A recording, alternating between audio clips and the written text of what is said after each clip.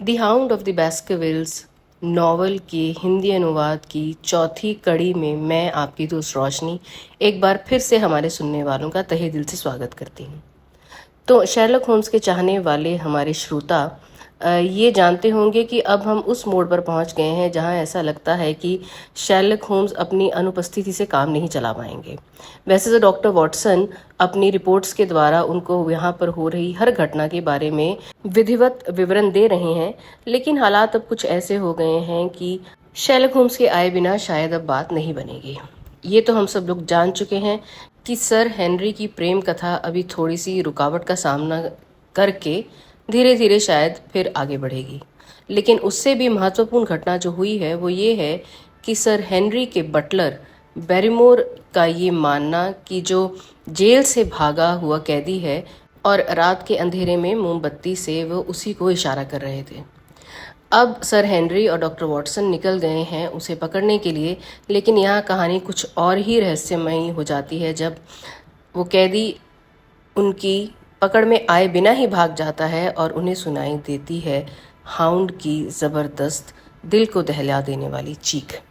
चलिए अब पार्ट 5 को यानी कि खंड 5 को आगे बढ़ाते हैं और देखते हैं कि अध्याय 10 से कहानी आगे क्या रुख लेती है। अब तक मैं उन रिपोर्टों से उद्धरण दे पाया हूँ जो मैंने इन शुरुआती दिनों में शेरलॉक होम्स को भेजी थी।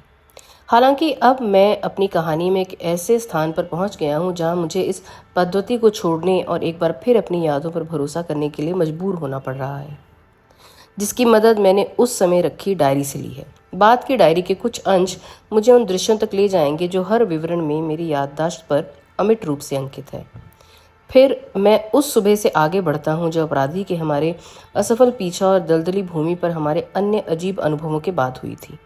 16 अक्टूबर, एक सुस्त और कोहरे भरा दिन, बारिश की बूंदाबांदी के साथ घर में घुमड़ते बादल छाए हुए थे जो कभी कभार उठकर दलदली भूमि के उदास मोड़ों को दिखाते हैं। पहाड़ियों के किनारे पर पतली चांदी की नसें और दूर के पत्थर चमकते हैं जहां रोशनी उनके गीले चेहरों पर पड़ती है। बाहर और अंदर दोनों तरफ उदासी है।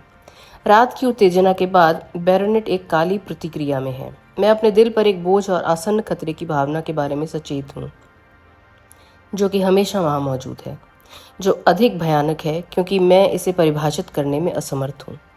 और क्या मेरे मन में ऐसी भावना नहीं है? घटनाओं के लंबे सिलसिले पर विचार करें जो सभी हमारे आसपास काम कर रहे किसी भयावह प्रभाव की ओर इशारा करते हैं। हॉल के आखिरी निवासी की मृत्यु पारिवारिक किंवदंती की शर्तों को बिल्कुल पूरा करती हैं और किसानों द्वारा दलदली भूमि पर एक अजीब प्राणी के प्रकट होने की बार बार रिपोर्ट आती है। 2 बार मैंने अपने कानों से ऐसी आवाज़ सुनी है जो दूर से किसी शिकारी कुत्ते की भौंकने जैसी थी। ये अविश्वसनीय, असंभव है कि ये वास्तव में प्रकृति के सामान्य नियमों से बाहर हो।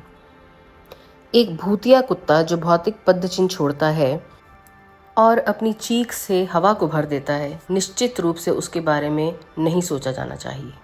स्टेपल्टन इस तरह के अंधविश्वास में पड़ सकता है और मॉर्टिमर भी, लेकिन अगर मेरे पास धरती पर एक गुण है तो वो है सामान्य ज्ञान, और कोई भी चीज़ मुझे ऐसी चीज़ पर विश्वास करने के लिए राजी नहीं कर सकती। ऐसा करना उन गरीब किसानों के स्तर पर गिरना होगा जो एक साधारण शैतानी कुत्ते से संतुष्ट नहीं है, बल्कि उसे उसके मुंह और आंखों से निकलने वाली नर्क की आग के साथ वर्णित करना ज़रूरी समझते हैं। होम्स ऐसी कल्पनाओं पर ध्यान नहीं देगा और मैं उसका एजेंट हूँ, लेकिन तथ्य तो तथ्य है और मैंने 2 बार दलदली भूमि पर ये चीख सुनी है। मान लीजिए कि वहाँ वाकई कोई बहुत बड़ा शिकारी कुत्ता था, तो इससे सब कुछ स्पष्ट हो जाएगा। लेकिन ऐसा शिकारी कुत्ता कहाँ छिपा हो सकता है? उसे अपना भोजन कहाँ से मिलता है? वह कहाँ से आया? ऐसा कैसे हुआ कि दिन में किसी ने उसे नहीं देखा? ये स्वीकार करना होगा कि प्राकृतिक व्याख्या में भी लगभग उतनी ही मुश्किलें हैं जितनी कि अन्य में। और हमेशा शिकारी कुत्ते के अलावा लंदन में मानव एजेंसी, कैब में बैठा आदमी और सर हेनरी को दलदली भूमि के बारे में चेतावनी देने वाला पत्र था। कम से कम ये सच था, लेकिन ये दुश्मन के साथ साथ एक रक्षक मित्र का भी काम हो सकता था। अब वह दोस्त या दुश्मन कहाँ था? क्या वह लंदन में ही रह गया था या वह हमारे पीछे यहाँ तक आया था? क्या वह वही अजनबी था जिसे मैंने टॉर पर देखा था, ये सच है कि मैंने उसे सिर्फ एक बार देखा था, लेकिन फिर भी कुछ बातें ऐसी हैं जिनके बारे में मैं कसम खाने को तैयार हूँ। मैं कोई ऐसा व्यक्ति नहीं है जिसे मैंने यहाँ नहीं देखा हो, और अब मैं सभी पड़ोसियों से मिल चुका हूँ। वह व्यक्ति स्टेपल्टन से कहीं ज़्यादा लंबा था, फ्रैंकलिन से कहीं ज़्यादा पतला। हो सकता है कि वह बैरीमोर हो, लेकिन हम उसे पीछे छोड़ आए थे, और मुझे यकीन है कि वह हमारा पीछा नहीं कर सकता था। एक अजनबी अभी भी हमारा पीछा कर रहा है, ठीक वैसे ही जैसे लंदन में एक अजनबी ने हमारा पीछा किया था। उसने हमारा पीछा करना कभी नहीं छोड़ा। अगर मैं उस आदमी को पकड़ सकूं, तो आखिरकार हम अपनी सारी मुश्किलों से खुद को दूर पा सकते हैं। इस एक उद्देश्य के लिए मुझे अपनी अब सारी ऊर्जा लगानी होगी। मेरा पहला आवेग सर हेनरी को अपनी सारी योजनाएं बताना था। मेरा दूसरा और सबसे बुद्धिमानी भरा कदम यह है कि मैं अपना खेल खेलूं और किसी से भी कम बात करूं। वह चुप और व्याकुल है। दलदली भूमि पर उस आवाज़ को उसकी नसें अजीब तरह से हिला गई हैं। मैं उसकी चिंताओं को बढ़ाने के लिए कुछ नहीं कहूँगा, लेकिन मैं अपने लक्ष्य को प्राप्त करने के लिए अपने कदम खुद उठाऊंगा। आज सुबह नाश्ते के बाद हमारे बीच एक छोटा सा विवाद हुआ। बैरीमोर ने सर हेनरी से बात करने के लिए छुट्टी मांगी और वे कुछ समय के लिए उनके अध्ययन कक्ष में बंद रहे। बिलियर्ड रूम में बैठे हुए मैंने एक से अधिक बार जोर से आवाज़ें सुनी, और मुझे इस बात का पूरा अंदाज़ा था कि चर्चा का विषय क्या था। कुछ समय बाद बैरोनेट ने अपना दरवाज़ा खोला और मुझे बुलाया। उन्होंने कहा, बैरीमोर को लगता है कि उसे शिकायत है। उसे लगता है कि उसके बहनोई को ढूंढना हमारे लिए अनुचित था, जबकि उसने अपनी मर्जी से हमें यह रहस्य बताया था। बटलर हमारे सामने खड़ा था। उसका चेहरा पीला पड़ गया था, लेकिन वह बहुत शांत था। मैंने शायद बहुत ज़ोर से बात की होगी सर, उसने कहा, और अगर मैंने ऐसा किया है तो मुझे यकीन है कि मैं आपसे माफ़ी चाहता हूँ। साथ ही मुझे बहुत आश्चर्य हुआ जब मैंने आज सुबह आप दोनों सज्जनों को वापस आते सुना और जाना कि आप सेल्डन का पीछा कर रहे थे। उसकी ज़िंदगी में और भी बहुत सारी कठिनाइयाँ हैं, बिना हमारे उसकी कठिनाइयों को बढ़ाए हुए। बैरीमोर, आपकी आपत्ति तब जायज़ होती अगर आपने अपनी मर्जी से हमें उसके बारे में बताया होता, बैरोनेट ने कहा। आपने हमें तभी बताया, या यूं कहें आपकी पत्नी ने हमें तभी बताया, जब आप पर दबाव डाला गया और आप खुद को नहीं रोक पाए। मैंने नहीं सोचा था कि आप इसका फ़ायदा उठाएंगे सर हेनरी। सचमुच मैंने नहीं सोचा था। ये आदमी लोगों के लिए खतरा है।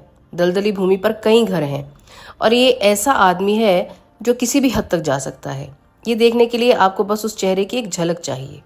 उदाहरण के लिए मिस्टर स्टेपल्टन के घर को देखें, जिसकी रक्षा करने वाला कोई नहीं है। जब तक वह ताले में बंद नहीं हो जाता, तब तक कोई भी सुरक्षित नहीं है। वह किसी भी घर में घुसने नहीं जा रहा है सर, मैं आपको इस बात का वचन देता हूँ। और वह इस देश में फिर कभी किसी को परेशान नहीं करेगा, ये भी मेरा आश्वासन है आपके लिए। सर हेनरी, बस कुछ ही दिनों में आवश्यक व्यवस्थाएं कर ली जाएंगी और वह दक्षिण अमेरिका के लिए रवाना हो जाएगा। भगवान के लिए सर, मैं आपसे विनती करता हूं कि पुलिस को ये ना बताएं कि वह अभी भी दलदली भूमि पर है। उन्होंने वहां उसका पीछा करना छोड़ दिया है, और जब तक जहाज उसके लिए तैयार नहीं हो जाता, वह वहां चुपचाप रहेगा। आप मेरी पत्नी और मुझे परेशानी में डाले बिना उसके बारे में कुछ नहीं बता सकते। मैं आपसे विनती करता हूँ सर, पुलिस को कुछ ना बताएं। तुम क्या कहते हो वॉटसन? मैंने कंधे उचका दिए। अगर वह सुरक्षित रूप से देश से बाहर निकल जाए तो इससे करदाताओं का बोझ कम हो जाएगा, मैंने कहा। लेकिन उसके जाने से पहले किसी को बंधक बनाने की संभावना के बारे में आप क्या कहेंगे? वह इतना पागलपन भरा काम नहीं करेगा सर। हमने उसे वह सब मुहैया कराया है जो वह चाहता है। अपराध करना यह दर्शाना होगा कि वह कहीं छिपा हुआ था।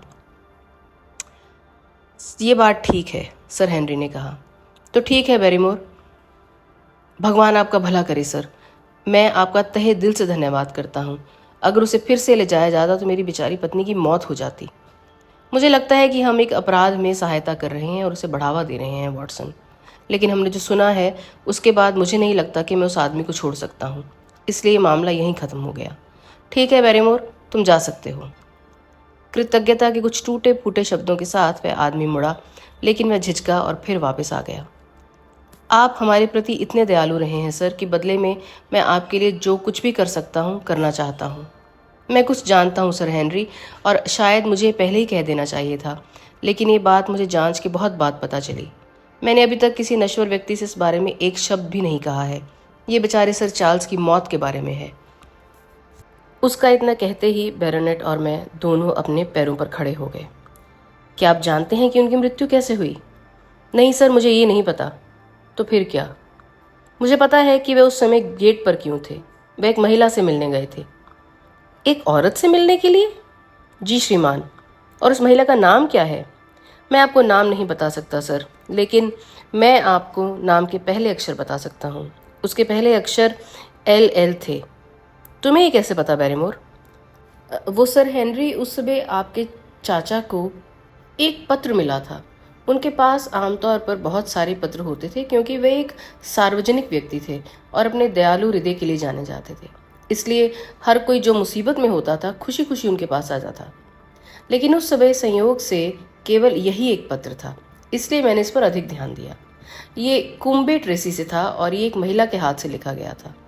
अच्छा, तो सर मैंने इस मामले के बारे में और नहीं सोचा, और अगर मेरी पत्नी ना होती तो मैं कभी नहीं सोचता। कुछ हफ्ते पहले ही वह सर चार्ल्स के अध्ययन कक्ष की सफाई कर रही थी। उनकी मृत्यु के बाद इससे हमने कभी छुआ भी नहीं था, और उसे एक ग्रेट के पीछे एक जले हुए पत्र की राख मिली।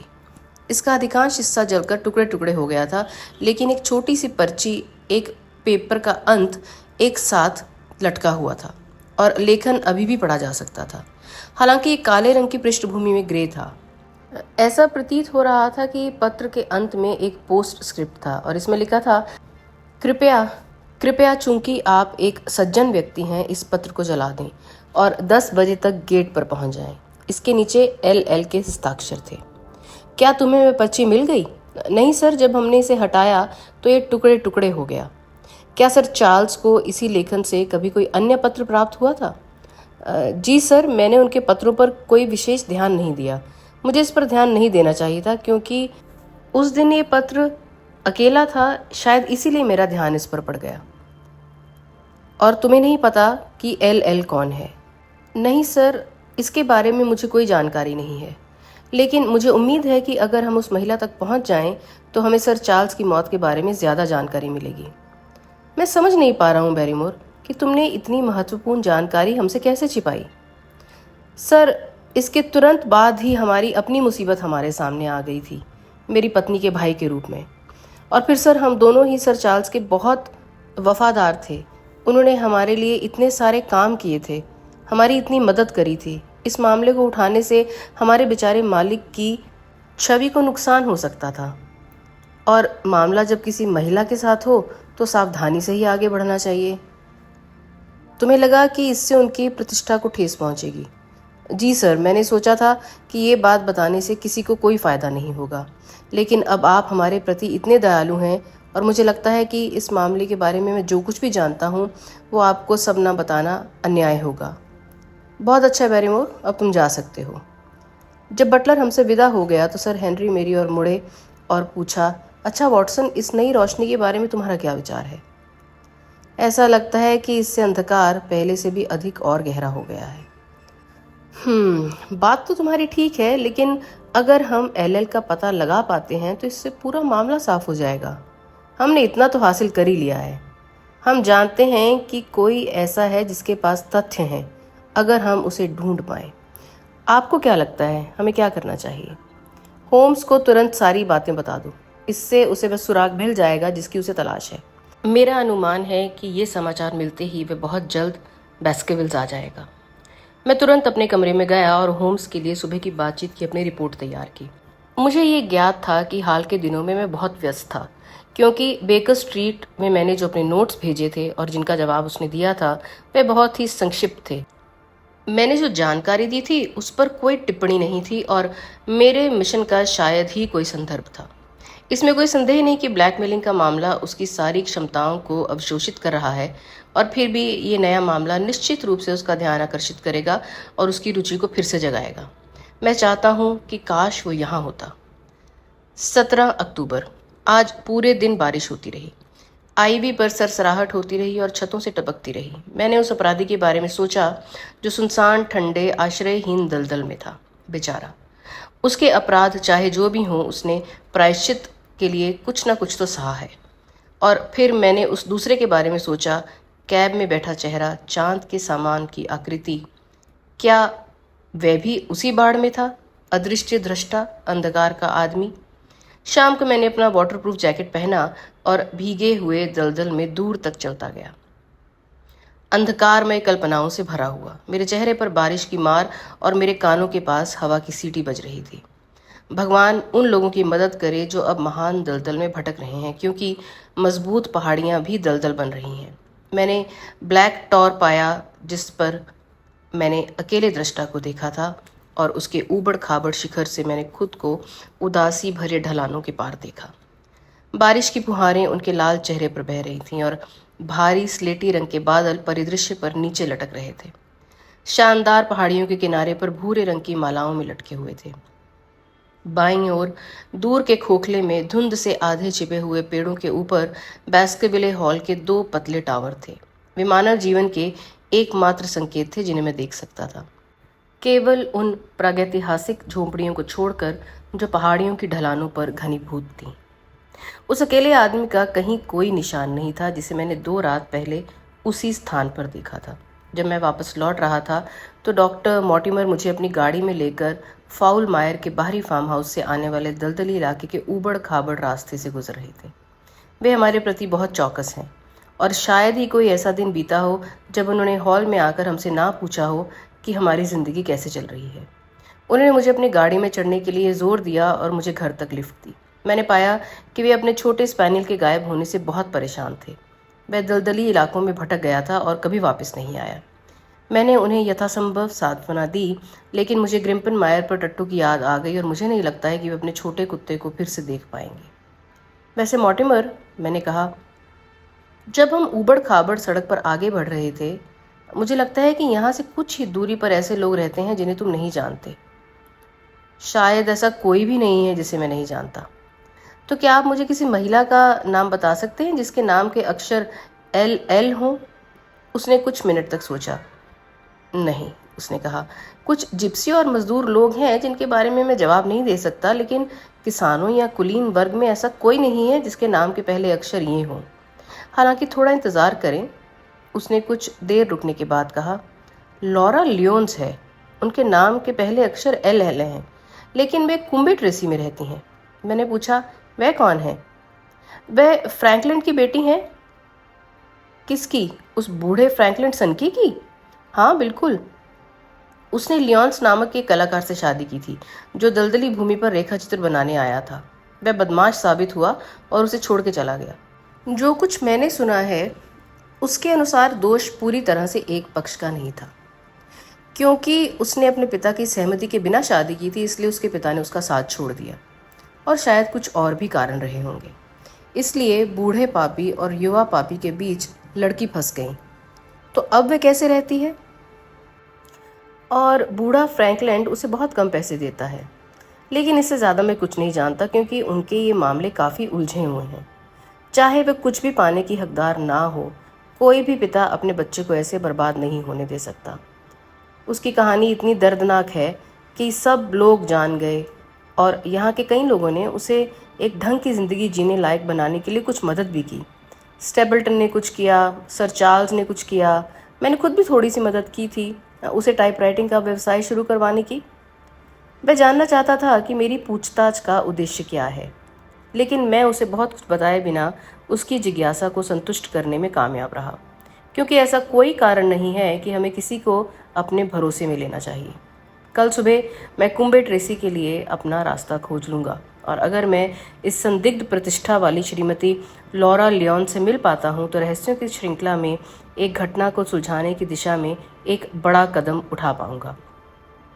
मैं निश्चित रूप से सांप की बुद्धि विकसित कर रहा हूँ, क्योंकि जब मॉर्टिमर ने अपने सवालों को असुविधाजनक सीमा तक दबाया तो मैंने उससे सहजता से पूछा कि फ्रैंकलिन की खोपड़ी किस प्रकार की थी, और इस तरह हमारी बाकी यात्रा के दौरान क्रेनियोलॉजी के अलावा कुछ भी नहीं सुना। मैं शेरलॉक होम्स के साथ वर्षों तक यूं ही नहीं रहा। इस तूफानी और उदास दिन पर मेरे पास दर्ज करने के लिए सिर्फ एक और घटना है। ये बैरीमोर के साथ मेरी बातचीत थी, जो मुझे एक और मजबूत कार्ड देती है जिसे मैं उचित समय पर खेल सकता हूँ। मॉर्टिमर डिनर के लिए रुका था, और उसके बाद उसने और बैरोनेट ने एक कार्ड खेला। बटलर ने मुझे लाइब्रेरी में कॉफ़ी ला कर दी, और मैंने उससे कुछ सवाल पूछने के इस मौके को गंवाया नहीं। मैंने पूछा, क्या आपका यह अनमोल रिश्तेदार चला गया है या वहाँ अभी भी छिपा हुआ है? मुझे नहीं पता सर, मैं भगवान से प्रार्थना करता हूँ कि वह चला गया हो, क्योंकि वह यहाँ सिर्फ मुसीबतें ही लेकर आया है। मैंने उसके लिए आखिरी बार खाना छोड़ा था, मैं 3 दिन पहले की बात है। तब से मैंने उसके बारे में कुछ नहीं सुना है। क्या तुमने उसे देखा है? नहीं सर, लेकिन जब मैं अगली बार उस तरफ गया तो उसका खाना वहाँ से गायब था। तो फिर मैं निश्चित रूप से अभी गया नहीं है। आपका सोचना ठीक है श्रीमान, जब तक वह खाना किसी और ने न खा लिया हो। मैं अपना कॉफ़ी कप आधा होंठों तक दबाए बैठा था और बैरिमोर को घूर रहा था। तो फिर तुम्हें मालूम है कि वहाँ एक और आदमी भी है? हाँ सर, दलदली भूमि पर एक और आदमी भी है। क्या तुमने उसे देखा है? नहीं सर, मैंने उसे नहीं देखा। तो फिर तुम उसके बारे में कैसे जानते हो? सेल्डन ने मुझे उसके बारे में 1 हफ्ते उससे पहले बताया था। वह भी छिपा हुआ है, लेकिन जहाँ तक मैं समझ पाया हूँ वह अपराधी नहीं है। मुझे ये बात पसंद नहीं है डॉक्टर वॉटसन। मैं आपको साफ साफ बता दूँ, ये जो सब हो रहा है ये मुझे बिल्कुल पसंद नहीं है। वह अचानक जोश में आकर गंभीरता से बोला। अब मेरी बात सुनो बैरिमोर, मुझे इस मामले में तुम्हारे मालिक के अलावा किसी और की दिलचस्पी नहीं है। मैं यहाँ उनकी मदद करने के अलावा किसी और उद्देश्य से नहीं आया हूँ। मुझे खुलकर बताओ कि तुम्हें क्या पसंद नहीं है। बैरिमोर एक क्षण के लिए झिझका, मानो उसे अपनी बात पर पछतावा हो रहा हो या फिर अपनी भावनाओं को शब्दों में व्यक्त करना उसके लिए कठिन हो रहा हो। ये जो सब चल रहा है सर, उसने आखिरकार चिल्लाते हुए बारिश से भीगी खिड़की की ओर हाथ हिलाया जो दलदल की ओर थी। कहीं ना कहीं तो गड़बड़ है और कहीं ना कहीं काली दुष्टता पनप रही है, इसकी मैं कसम खा सकता हूँ। सर, मुझे बहुत खुशी होगी कि मैं सर हेनरी को फिर से लंदन वापस जाते हुए देखूं। लेकिन वो कौन सी बात है जो आपको इतनी चिंता देती है? सर, चार्ल्स की मौत को देखिए सर। कॉरोनर ने जो कुछ भी कहा वह बहुत ही बुरा है। रात में दलदली भूमि पर होने वाली आवाज़ों को सुनिए। अगर किसी को पैसे दिए जाएं तो भी वह व्यक्ति सूर्यास्त के बाद इसे पार नहीं करेगा। इस अजनबी को देखिए जो वहाँ छुपा हुआ है और देख रहा है और इंतज़ार कर रहा है। वह किसका इंतज़ार कर रहा है? इन सब बातों का क्या मतलब है?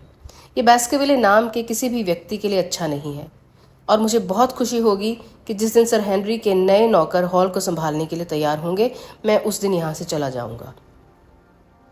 लेकिन इस अजनबी के बारे में, मैंने कहा, क्या तुम मुझे उसके बारे में कुछ और बता सकते हो? सेल्डन ने क्या कहा? क्या उसे पता चला कि वह कहाँ छिपा था या वहाँ क्या कर रहा था? उसने उसे 1 या 2 बार देखा था सर, लेकिन वह बहुत ही गंभीर है और कुछ भी नहीं बताता। पहले तो उसने सोचा कि वह पुलिस है, लेकिन जल्द ही उसे पता चल गया कि वह खुद ही छिपता छिपाता फिर रहा है। जहाँ तक वह देख सकता है वह एक सज्जन व्यक्ति है, लेकिन वह क्या कर रहा है वहाँ, ये उसकी समझ में नहीं, किसी की भी समझ में नहीं आ रहा। और उसने बताया कि वह कहाँ रहता है। उसने बोला, पहाड़ी पर बने पुराने घरों के बीच पत्थर की झोंपड़ियाँ जहाँ बूढ़े लोग रहा करते थे। लेकिन उसके भोजन के बारे में क्या? सेल्डन को पता चला है कि उसके लिए एक लड़का काम करता है और उसकी हर ज़रूरत की चीज़ उसे ला कर देता है। मैं कह सकता हूँ वह जो चाहता है उसके लिए कुंबे ट्रेसी जाता है।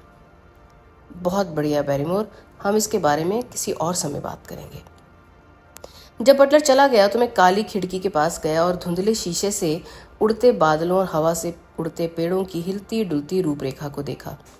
घर के अंदर ये एक जंगली रात है और दलदली भूमि पर एक पत्थर की झोंपड़ी में क्या हो रहा होगा।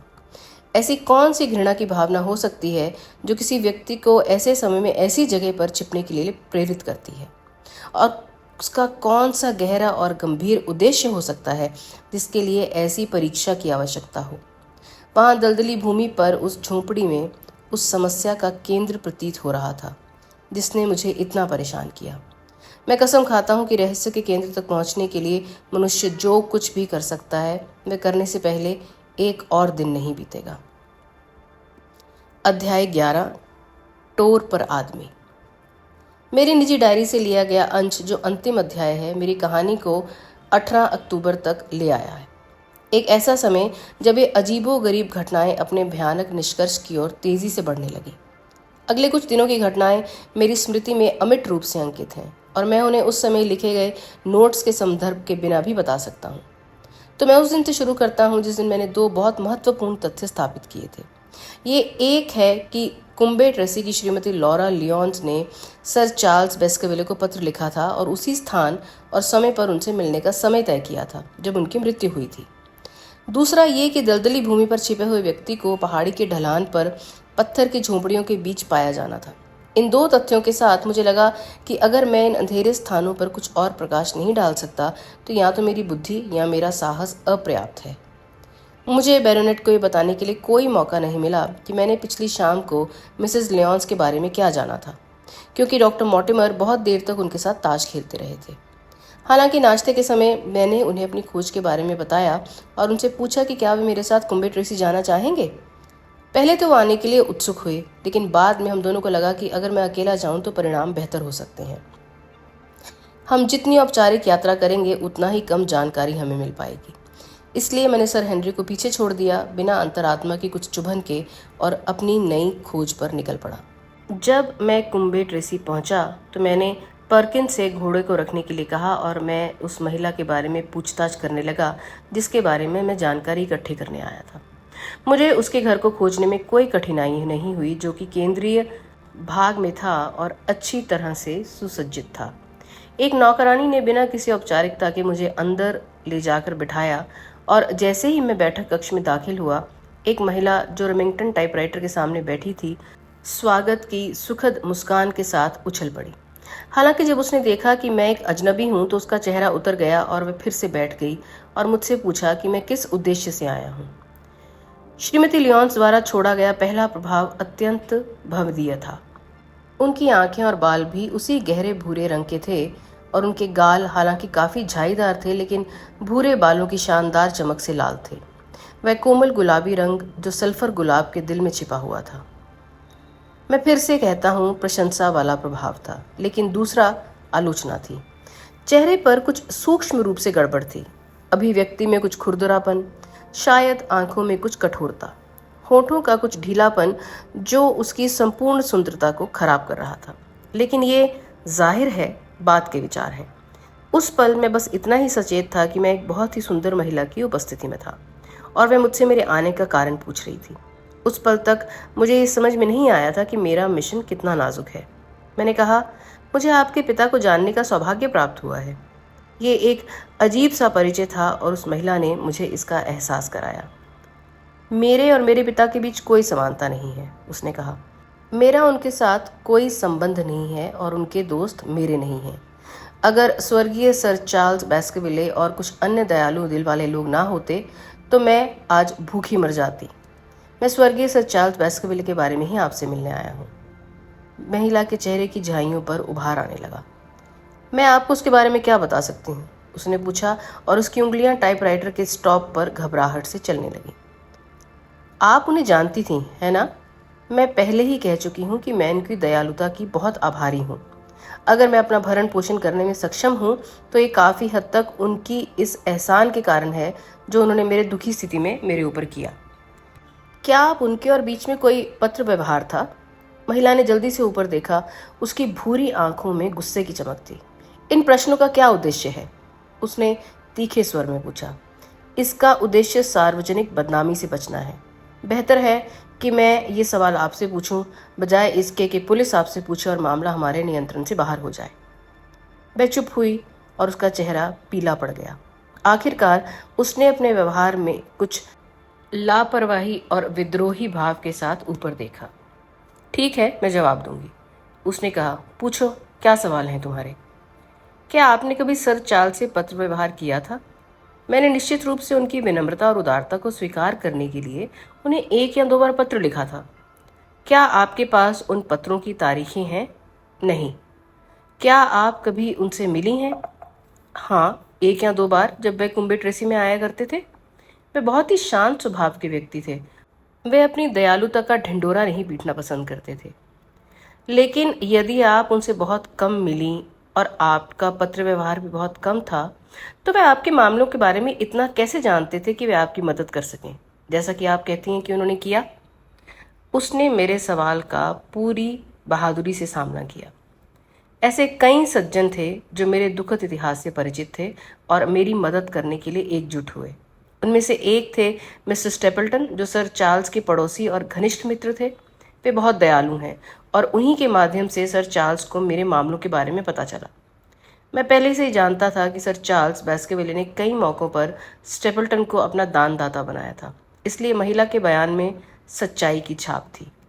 मैंने आगे पूछा, क्या आपने कभी सर चार्ल्स को पत्र लिखकर उनसे मिलने के लिए कहा था? श्रीमती लियोन्स मेरी बात से एक बार फिर से गुस्से से भर उठे। सचमुच सर, ये एक बहुत ही बेतुका प्रश्न है। मुझे खेद है महोदया, लेकिन मुझे अपना प्रश्न दोहराना होगा। तो सुनिए, मैं इसका जवाब देती हूँ। बिल्कुल नहीं। सर चार्ल्स की मृत्यु के दिन भी नहीं। ये सुनकर एक ही पल में उसके चेहरे की लाली गायब हो गई और एक मौत जैसा पीला चेहरा मेरे सामने था। उसके सूखे होंठ वह नहीं बोल पा रहे थे जिसे मैंने देखा, लेकिन सुना नहीं। निश्चित रूप से आपकी याददाश्त आपको धोखा दे रही है, मैंने कहा। मैं आपके पत्र का एक अंश उद्धृत कर सकता हूँ। उसमें लिखा था, कृपया कृपया चूंकि आप एक सज्जन व्यक्ति हैं, इस पत्र को जला दें और 10 बजे तक गेट पर पहुंच जाएं। मैंने सोचा कि शायद वह बेहोश हो गई है, लेकिन उसने बहुत प्रयास से खुद को संभाला। क्या सज्जनता जैसी कोई भी चीज़ नहीं बची है? मैं चौंकी। नहीं, आप गलत समझ रही हैं। ऐसा कहकर आप सर चार्ल्स के साथ अन्याय कर रही हैं। उन्होंने उस पत्र को जला दिया था, लेकिन कभी कभी जल जाने के बाद भी पत्र पढ़ा जा सकता है। अब आप स्वीकार करती हैं कि आपने इसे लिखा था? हाँ, मैंने ही लिखा था। उसने रोते हुए अपनी आत्मा को शब्दों की धार में उड़ेल दिया। मैंने ही लिखा था, मैं क्यों इनकार करूं? मुझे इस पर शर्मिंदा होने की कोई वजह नहीं है। मैं चाहती थी कि वे मेरी मदद करें। मुझे विश्वास था कि अगर मैं इंटरव्यू दूं तो मैं उनकी मदद पा सकती हूं। इसलिए मैंने उनसे मिलने के लिए कहा था। लेकिन ऐसे समय क्यों? क्योंकि मुझे अभी अभी पता चला था कि वे अगले दिन लंदन जा रहे हैं और शायद महीनों तक बाहर रहेंगे। कुछ कारण थे कि मैं वहाँ पहले नहीं पहुँच सकती थी। लेकिन घर पर जाने के बजाय बगीचे में मुलाकात क्यों मांगी आपने? क्या आपको लगता है कि एक औरत उस समय अकेली किसी कुंवारे आदमी के घर जा सकती है? अच्छा, तो जब आप वहाँ पहुँची तो क्या हुआ? मैं कभी गई ही नहीं। श्रीमती लियोन्स, नहीं, मैं आपसे उन सभी बातों की कसम खाकर कहती हूँ जिन्हें मैं पवित्र मानती हूँ कि मैं वहाँ कभी गई ही नहीं। किसी चीज़ ने मुझे जाने से रोक दिया। वह क्या थी? ये मेरा निजी मामला है, मैं ये नहीं बता सकती।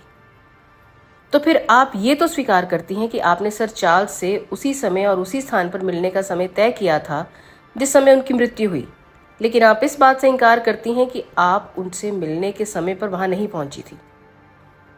ये सच है। मैंने उससे बार बार यही सवाल पूछे, लेकिन मैं बातचीत को इससे आगे नहीं पहुँचा पाया।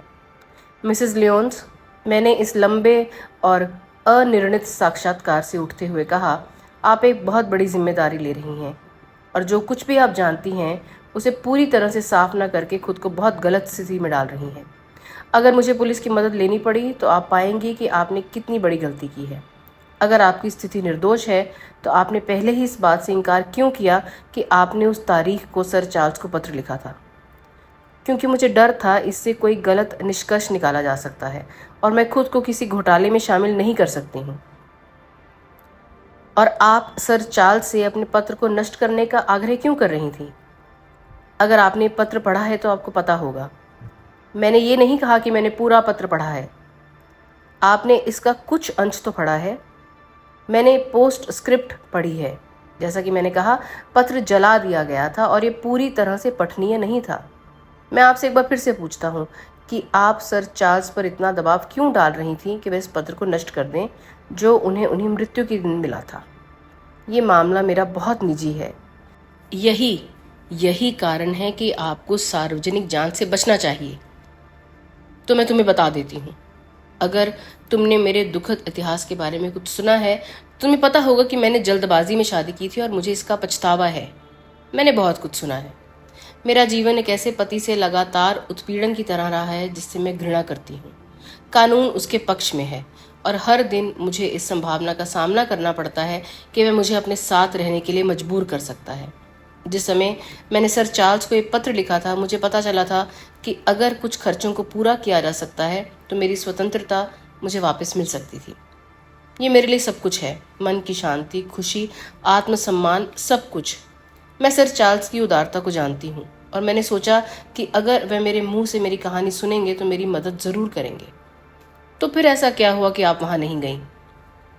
क्योंकि मुझे बीच में किसी और ने सहायता करने का वादा कर दिया था। और मुझे वो सहायता मिल गई थी। तो फिर आपने सर चार्ल्स को पत्र लिखकर ये बात क्यों नहीं बताई? अगर अगली सुबह अखबार में मैंने उनकी मृत्यु की खबर नहीं देखी होती तो मुझे ऐसा ही करना था। महिला की कहानी एक दूसरे से जुड़ी हुई थी और मेरे सारे सवाल उसे हिला नहीं पाए। मैं केवल ये पता लगाकर इसकी जांच कर सकता था कि क्या उसने वाकई त्रासदी के समय या उसके आसपास अपने पति के खिलाफ तलाक की कार्यवाही शुरू की थी। यह संभव था कि वह ये कहने की हिम्मत करे कि वह वास्तव में बास्केटबॉल हॉल नहीं गई थी, क्योंकि उसे वहां ले जाने के लिए एक घोड़ा गाड़ी की आवश्यकता होगी और सुबह के शुरुआती घंटों तक कुंबे ट्रेसी में वापस नहीं आ सकती थी। इस तरह के भ्रमण को गुप्त नहीं रखा जा सकता था, इसलिए संभावना ये थी कि वह सच कह रही थी, या कम से कम सच का एक हिस्सा। मैं हैरान और निराश होकर वापस आया। एक बार फिर मैं उस दीवार के पास पहुंच गया था जो मेरे मिशन के उद्देश्य तक पहुंचने के हर रास्ते पर बनी हुई थी। और फिर भी जितना अधिक मैं उस महिला के चेहरे और उसके व्यवहार के बारे में सोचता था, उतना ही मुझे लगता था कि कुछ मुझे मालूम नहीं है। वह कुछ तो मुझसे छुपा रही थी। वह इतनी पीली क्यों हो गई? उसे हर स्वीकारोक्ति के खिलाफ क्यों लड़ना चाहिए जब तक कि उसे मजबूर न किया जाए? वह त्रासदी के समय इतनी चुप क्यों रही? निश्चित रूप से इस सब का स्पष्टीकरण उतना सीधा साधा नहीं हो सकता था जितना वह मुझे विश्वास दिलाना चाहती थी। फिलहाल मैं उस दिशा में आगे नहीं बढ़ सकता था, बल्कि मुझे उस दूसरे सुराग की ओर लौटना था जिसे दलदली भूमि पर पत्थर की झोंपड़ियों के बीच खोजना था। और वह सबसे अस्पष्ट दिशा थी। मुझे इसका एहसास तब हुआ जब मैं वापस लौटा और देखा कि कैसे एक के बाद एक पहाड़ियां प्राचीन लोगों के निशान दिखाती हैं। बैरीमोर का एकमात्र संकेत ये था कि अजनबी इन उजड़ी झोंपड़ियों में से एक में रहता था, और दलदली भूमि की लंबाई और चढ़ाई में ऐसी सैकड़ों झोंपड़ियां बिखरी हुई हैं। लेकिन मेरे पास एक मार्गदर्शक के रूप में मेरा अपना अनुभव था, क्योंकि इसने मुझे ब्लैक टॉर के शिखर पर खड़े उस व्यक्ति को दिखाया था। तो वह मेरी खोज का केंद्र होना चाहिए। वहां से मुझे दलदली भूमि पर हर झोंपड़ी की खोज करनी चाहिए जब तक कि मैं सही झोंपड़ी पर ना पहुंच जाऊं। अगर ये आदमी इसके अंदर होता तो मैं उसके मुंह से अगर ज़रूरत हो तो अपनी रिवॉल्वर की नोक पर पता लगा लेता कि वह कौन था और उसने इतने लंबे समय तक हमारा पीछा क्यों किया। वह रीजेंट स्ट्रीट की भीड़ में हमसे बच सकता था, लेकिन एकांत दलदली भूमि पर ऐसा करना उसके लिए मुसीबत हो जाएगा। दूसरी ओर, अगर मुझे झोंपड़ी मिल जाए और उसका किराएदार उसके अंदर ना हो तो मुझे वहां रहना होगा, चाहे कितनी भी देर तक रहना पड़े, जब तक कि वह वापस ना आ जाए। होम्स लंदन में उससे चूक गया था। ये वास्तव में मेरे लिए एक विजय होगी यदि मैं उसे पृथ्वी पर ले जा सकूं जहां मेरा स्वामी असफल हो गया था। इस जांच में किस्मत ने बार बार हमारा साथ नहीं दिया, लेकिन अब आखिरकार उसने मेरी मदद की, और सौभाग्य का संदेशवाहक कोई और नहीं बल्कि मिस्टर फ्रैंकलैंड थे, जो भूरे बालों वाले और लाल चेहरे वाले अपने बगीचे के गेट के बाहर खड़े थे, जो उस मुख्य सड़क पर खुलता था जिस पर मैं यात्रा कर रहा था। नमस्कार डॉक्टर वॉटसन, उन्होंने अपने असामान्य अच्छे हास्य के साथ मुझे संबोधन किया। आपको सचमुच अपने घोड़ों को आराम देना चाहिए और एक ग्लास वाइन पीने तथा मुझे बधाई देने के लिए अंदर आना चाहिए। अपनी बेटी के साथ उनके व्यवहार के बारे में सुनने के बाद मेरी भावनाएं उनके प्रति मित्रतापूर्ण नहीं थी, लेकिन मैं पर्किंस और वैगनेट को घर भेजने के लिए उत्सुक था और एक अच्छा अवसर था। मैं उतरा और सर हेनरी को संदेश भेजा कि मैं रात को खाने के लिए समय पर पहुंच जाऊंगा। फिर मैं फ्रैंकलिन के पीछे पीछे उसके भोजन कक्ष में गया। ये मेरे लिए एक महान दिन है सर, मेरे जीवन के सबसे यादगार दिनों में से एक, उसने कई ठहाके लगाते हुए कहा। मैंने एक दोहरी घटना को अंजाम दिया है। मेरा मतलब है कि इन इलाकों में उन्हें सिखाना है कि कानून कानून है और यहाँ का एक आदमी है जो इसे लागू करने से नहीं डरता। मैंने पुराने मिडलटन के पार्क के बीच से होकर जाने का अधिकार स्थापित किया है सर, उसके अपने सामने के दरवाजे से 100 गज की दूरी पर। आप इसके बारे में क्या सोचते हैं? हम इन दिग्गजों को सिखाएंगे कि वे आम लोगों के अधिकारों का हनन नहीं कर सकते, उन्हें भ्रमित नहीं कर सकते। और मैंने उस जंगल को बंद कर दिया है जहां फर्नवर्थी के लोग पिकनिक मनाते हैं। ये राक्षसी लोग सोचते हैं कि संपत्ति का कोई अधिकार नहीं है और वे अपने कागजात और अपनी बोतलों के साथ जहां चाहे वहां भीड़ लगा सकते हैं। दोनों मामलों का फैसला हुआ है डॉक्टर वॉटसन, और दोनों ही मेरे पक्ष में। सर, जॉन मॉडलैंड पर अतिक्रमण के लिए मुकदमा चलाने के बाद से मेरे पास ऐसा दिन नहीं आया क्योंकि उन्होंने अपने ही वारंट में गोली चलाई थी। ऐसा आपने कैसे किया? सर, किताबों में देख लीजिए, पढ़ने से फायदा होगा। फ्रैंकलिन बनाम मॉडलैंड, कोर्ट ऑफ क्वींस बेंच। इसकी कीमत मुझे 200 पाउंड पड़ी, लेकिन मुझे अपना फैसला मिल गया। इससे आपको क्या लाभ हुआ? कोई नहीं सर, कोई नहीं। मुझे ये कहते हुए गर्व हो रहा है कि इस मामले में मेरी कोई रुचि नहीं थी। मैं पूरी तरह से सार्वजनिक कर्तव्य की भावना से काम करता हूँ। उदाहरण के लिए, मुझे इस बात में कोई संदेह नहीं है कि फर्नवर्थी के लोग आज रात मेरा पुतला जलाएंगे। पिछली बार जब पुलिस ने ऐसा किया था तो मैंने उनसे कहा था कि उन्हें शर्मनाक प्रदर्शन बंद कर देने चाहिए। काउंटी पुलिस की स्थिति बहुत खराब है सर, और उन्होंने मुझे वह सुरक्षा नहीं दी है जिसका मैं हकदार हूँ। फ्रैंकलिन बनाम रेजिना का मामला इस मामले को जनता के ध्यान में लाएगा। मैंने उनसे कहा था कि उन्हें मेरे साथ किए गए व्यवहार पर पछतावा होगा, और मेरे शब्द पहले ही सच हो चुके हैं। अच्छा, ऐसे कैसे? मैंने पूछा। बूढ़े आदमी ने बहुत ज्ञानपूर्ण भाव प्रकट किए, क्योंकि मैं उन्हें वह सब बता सकता था जिसे जानने के लिए वे तड़प रहे थे, लेकिन कोई भी चीज़ मुझे उन दुष्टों की किसी भी तरह से मदद करने के लिए प्रेरित नहीं कर सकती थी। मैं किसी बहाने की तलाश में था जिससे मैं उसकी गपशप से बच सकूं, लेकिन अब मैं उसके बारे में और सुनना चाहता था। मैंने उस बूढ़े पापी के विपरीत स्वभाव को इतना देखा था कि मैं समझ गया था कि उसकी दिलचस्पी का कोई भी मजबूत संकेत उसके भरोसे को खत्म करने का सबसे पक्का तरीका होगा। इसमें कोई संदेह नहीं है कि यह अवैध शिकार का मामला है। मैंने उदासीन भाव से कहा, हा, मेरे बेटे, ये तो उससे भी ज्यादा महत्वपूर्ण मामला है। दलदली भूमि पर अपराधी का क्या हुआ? मैंने घूरकर उसे देखा। आपका मतलब ये नहीं है कि आप जानते हैं कि वे कहाँ है? मैंने पूछा। मैं ठीक से नहीं जानता कि वे कहाँ है, लेकिन मुझे पूरा यकीन है कि मैं पुलिस को उसे पकड़ने में मदद कर सकता हूँ। क्या आपको कभी ये नहीं लगता कि उस आदमी को पकड़ने का तरीका ये पता लगाना है कि उसे अपना खाना कहाँ से मिलता है, और फिर उसे ढूंढना? वह निश्चित रूप से सच्चाई के बहुत करीब पहुंच चुका था, इसमें कोई संदेह नहीं है, मैंने कहा। लेकिन आपको कैसे पता चला कि वह दलदली भूमि पर कहाँ है? मैं ये जानता हूँ क्योंकि मैंने अपनी आंखों से उस दूत को देखा है जो उसका भोजन ले जाता है। बैरीमोर के लिए मेरा दिल डूब गया। इस द्वेषपूर्ण बूढ़े व्यस्त व्यक्ति के अधीन होना एक गंभीर बात थी, लेकिन उसकी अगली टिप्पणी ने मेरे मन से ये बोझ उतार दिया। तुम्हें ये सुनकर आश्चर्य होगा कि उसका खाना एक बच्चा उसके पास लेकर जाता है। मैं उसे हर रोज छत पर अपनी दूरबीन से देखता हूँ। वह उसी रास्ते से उसी समय गुजरता है और उस अपराधी के अलावा कहाँ जाता है? ये वास्तव में किस्मत ही थी, और फिर मैंने भी दिलचस्पी की सारी झलक को दबा दिया। एक बच्चा? बैरीमोर ने कहा था कि हमारे अज्ञात की आपूर्ति एक लड़के द्वारा की गई थी। ये उसके ट्रैक पर था, न कि अपराधी के ट्रैक पर, जिस पर फ्रैंकलिन ठोकर खा गया था। अगर ये जानकारी मुझे से मिल जाती तो शायद मैं एक लंबी और थकाऊ खोज से बच सकता था, लेकिन अविश्वास और उदासीनता स्पष्ट रूप से मेरे सबसे मजबूत कार्ड थे। मैं ये कहना चाहूँगा कि अधिक संभावना है कि ये दलदली भूमि के किसी चरवाहे का बेटा था जो अपने पिता के लिए भोजन लेकर जा रहा था। विरोध की जरा सी भी झलक से वह बूढ़ा तानाशाह आग उगलने लगता था। उसकी आंखें मुझे बुरी नज़र से देख रही थीं और उसकी भूरी मूछें किसी गुस्सैल बिल्ली की तरह खड़ी हुई। वास्तव में सर, उसने दूर दूर तक फैली हुई दलदली भूमि की ओर इशारा करते हुए कहा, क्या आप उस पार ब्लैक टॉर्क को देख रहे हैं? अच्छा, क्या आप उस छोटी पहाड़ी को देख रहे हैं जिस पर कांटेदार झाड़ियां हैं? ये पूरी दलदली भूमि का सबसे पथरीला हिस्सा है। क्या ये ऐसी जगह है जहां चरवाहा अपना ठिकाना बना सकते हैं?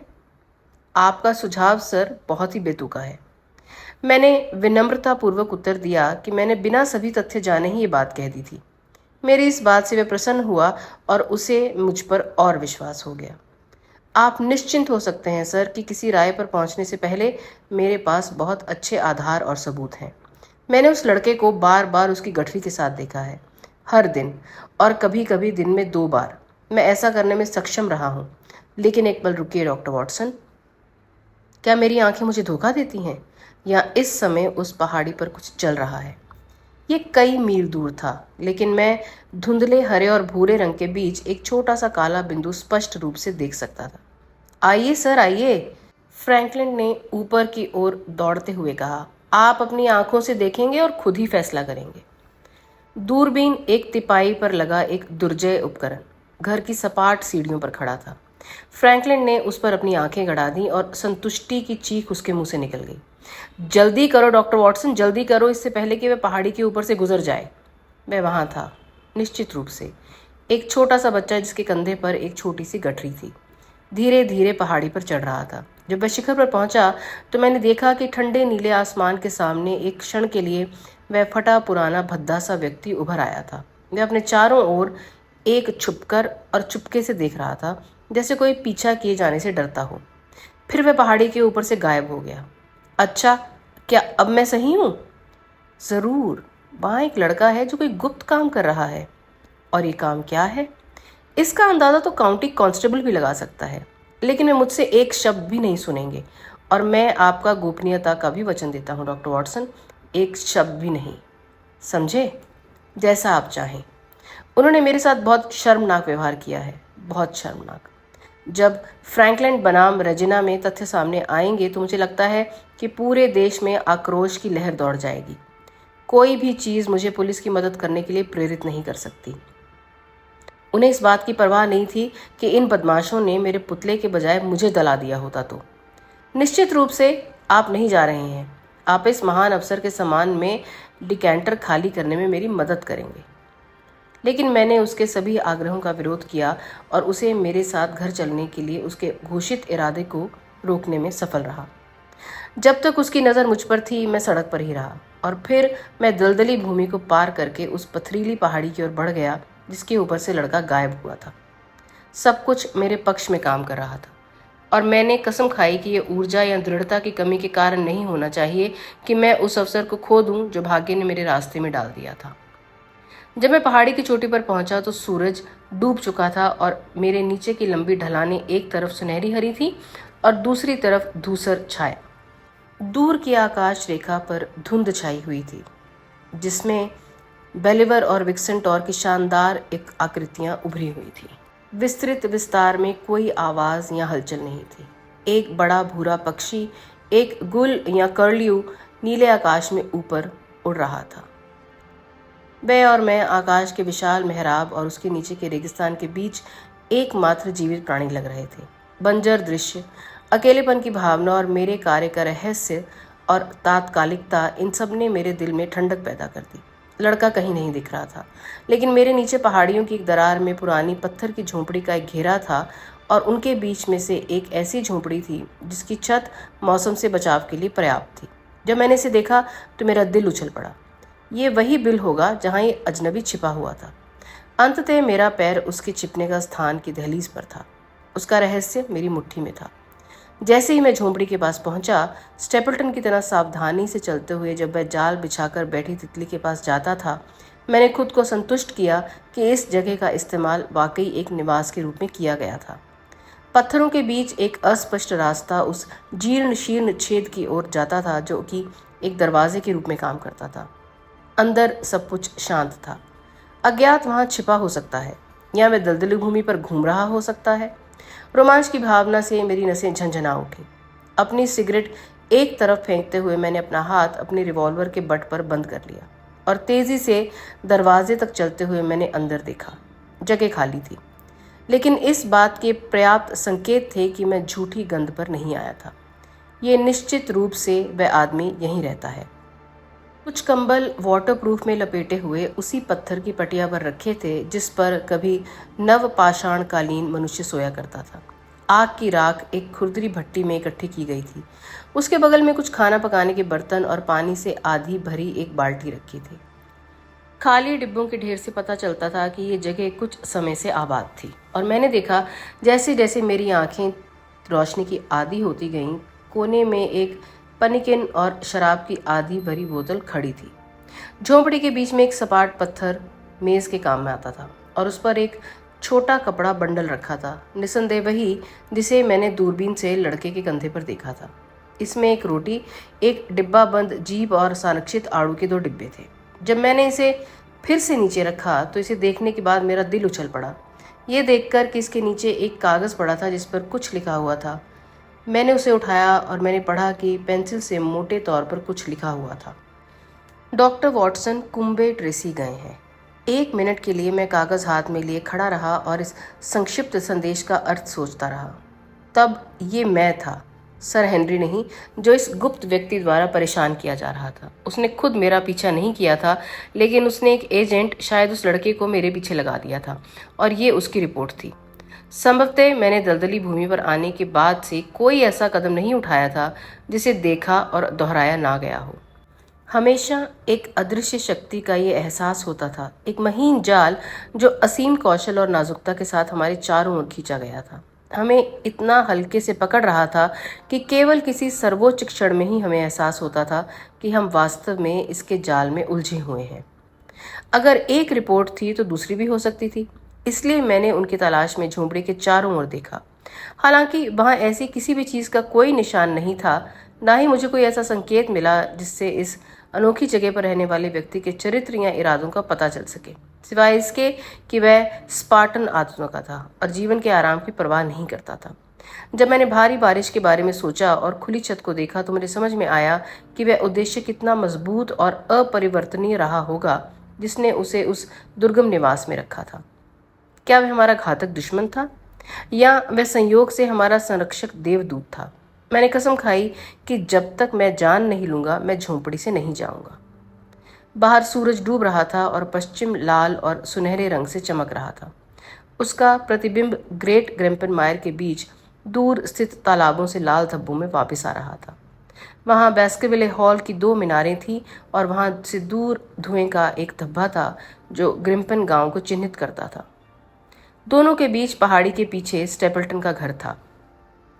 सुनहरी शाम की रोशनी में सब कुछ मीठा, मधुर और शांतिपूर्ण था, और फिर भी जब मैंने उन्हें देखा तो मेरी आत्मा प्रकृति की शांति में से कुछ भी साझा नहीं कर पाई, बल्कि उस साक्षात्कार की अस्पष्टता और भय से कांप रही थी जो हर पल मेरे करीब आ रहा था। झुंझुनी भरी नसों के साथ, लेकिन एक निश्चित उद्देश्य के साथ, मैं झोंपड़ी के अंधेरे कोने में बैठ गया और अपने आने वाले मेहमान के लिए उदास धैर्य के साथ प्रतीक्षा करने लगा। और फिर आखिरकार मैंने उसे सुना। दूर से पत्थर पर बूट के टकराने की तीखी आवाज आई, फिर एक और करीब आती गई।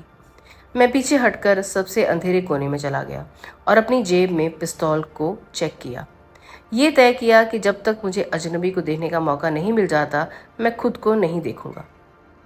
एक लंबा विराम था जिसे पता चलता था कि वह रुक गया था। फिर एक बार फिर से कदमों की आवाज़ आई और झोंपड़ी के खुले हिस्से में एक छाया दिखाई दी। ये एक सुंदर शाम है मेरे प्यारे वॉटसन, एक जानी पहचानी आवाज़ ने कहा। मुझे सच में लगता है कि तुम अंदर की तुलना में बाहर ज़्यादा सहज रहोगे। क्या आप गैस कर सकते हैं कि ये कौन है? जी हाँ मित्रों, ये हैं हमारे शार्लक होम्स।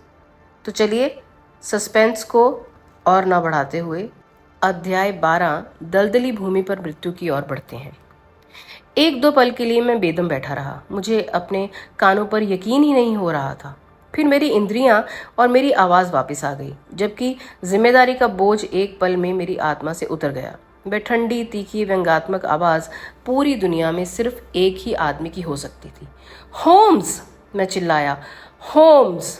बाहर आओ, उन्होंने कहा, और कृपया रिवॉल्वर के साथ सावधानी बरतना।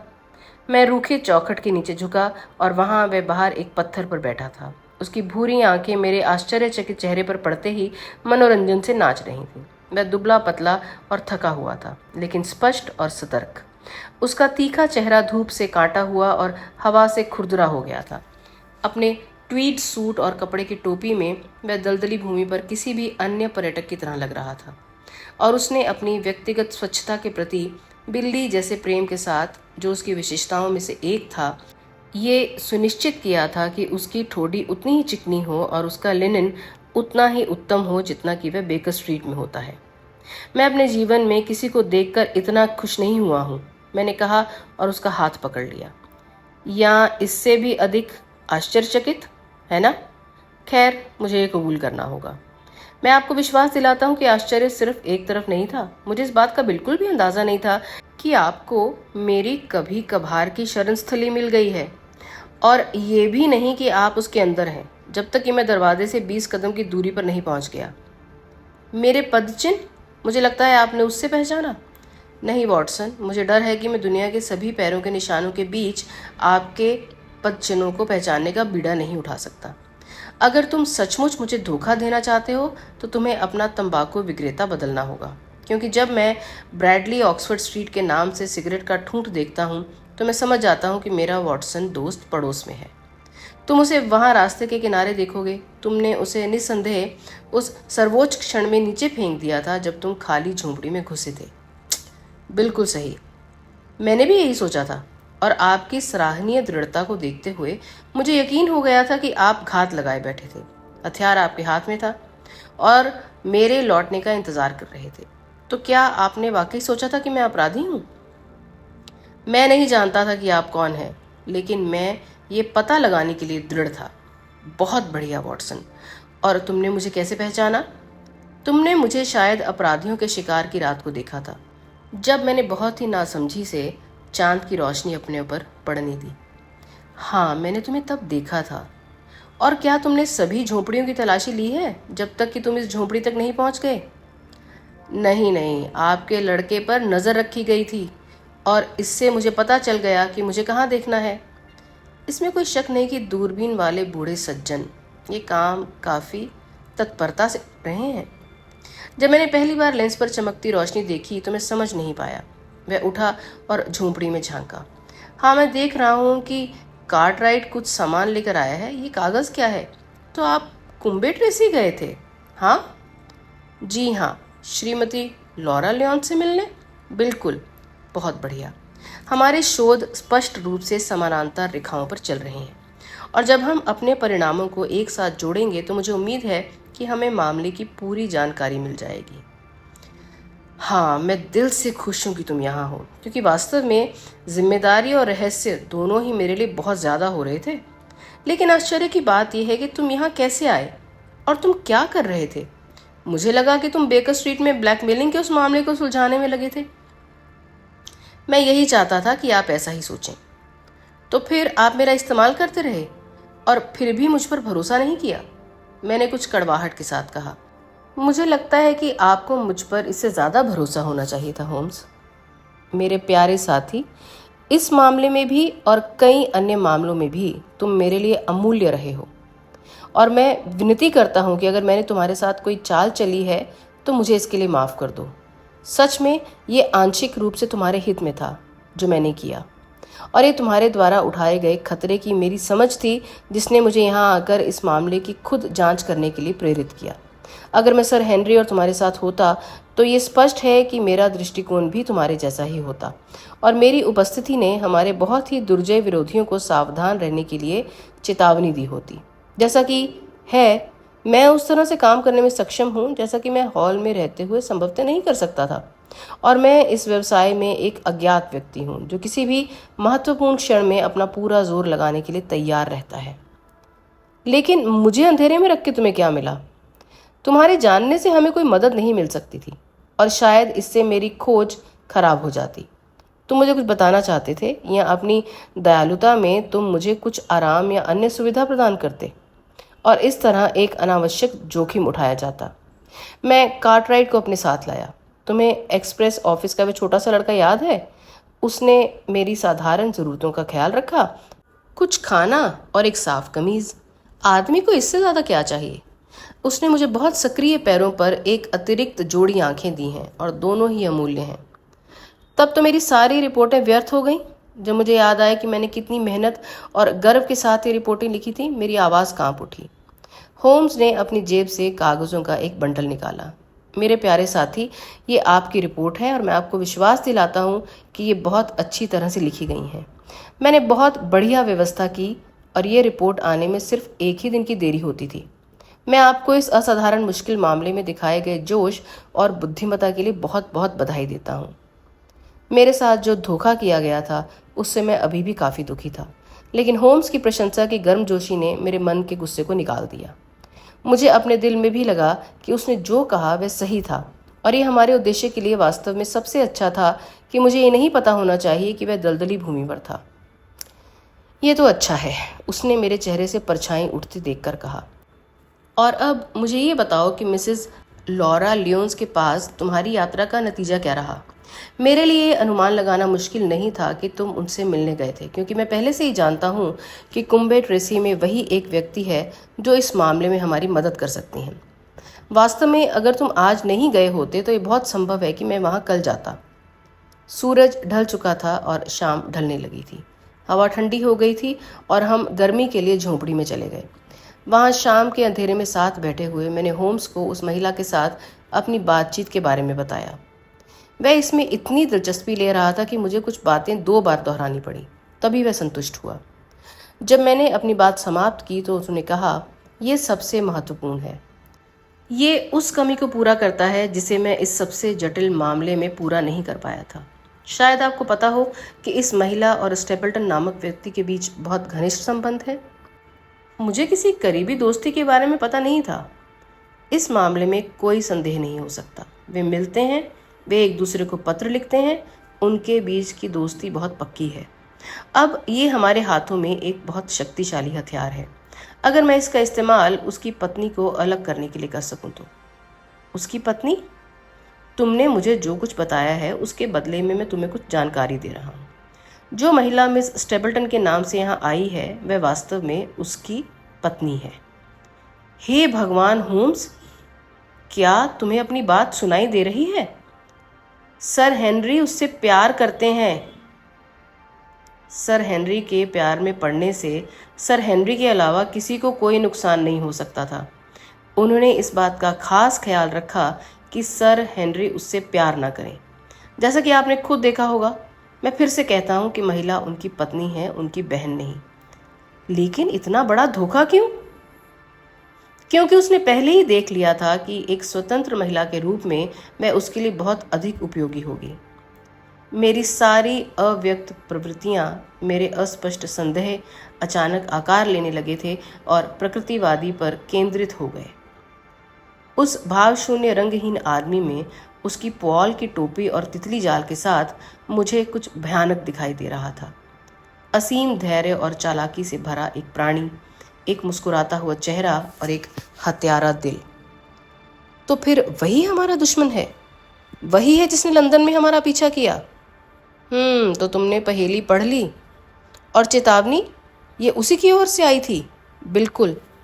किसी राक्षसी दुष्टता का आकार आधा देखा हुआ, आधा अनुमान लगाया हुआ उस अंधकार में दिखाई दे रहा था जिसने इतने समय से मुझे घेर रखा था। लेकिन क्या तुम्हें इस बात का यकीन है होम्स? तुम्हें कैसे पता कि वह महिला उसकी पत्नी है?